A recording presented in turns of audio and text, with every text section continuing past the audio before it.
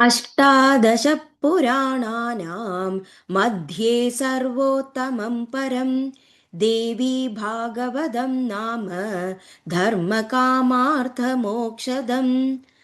അഷ്ടദശ. അഷ്ട എന്നാൽ 8, ദശ എന്നാൽ 10.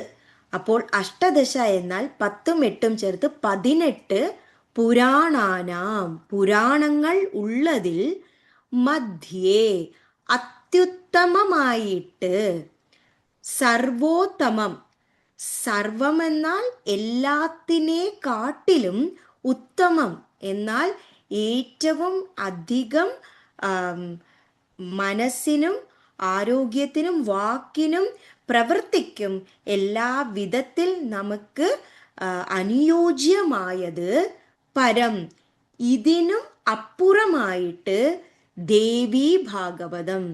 ഭഗവത് എങ്ങനെ ഒരു അത് ഭാഗവതമുണ്ടോ ഭഗവാന്റെ, അതുപോലെ തന്നെ ഈ ദേവി ഭാഗവതവും, നാമ, ദേവി ഭാഗവതം എന്ന പേരുള്ള ധർമ്മ കാമ അർത്ഥ മോക്ഷധം.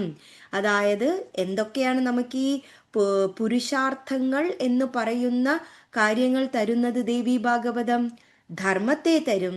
അർത്ഥം, അർത്ഥം എന്നാൽ ധനത്തെ കുറിക്കുന്നു.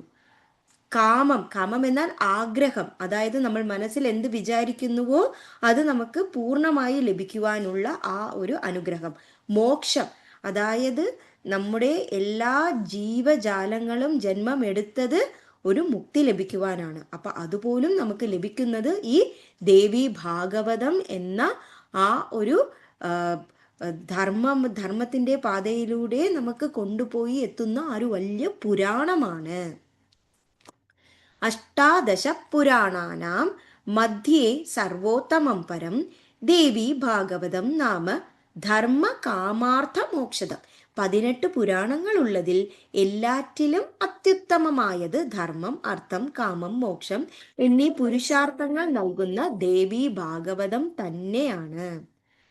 അഷ്ടാദശ പുരാണാനാം മധ്യേ സർവോത്തമം പരം ദേവി ഭാഗവതം നാമ ധർമ്മകാമാർത്ഥമോക്ഷദം. Thank you.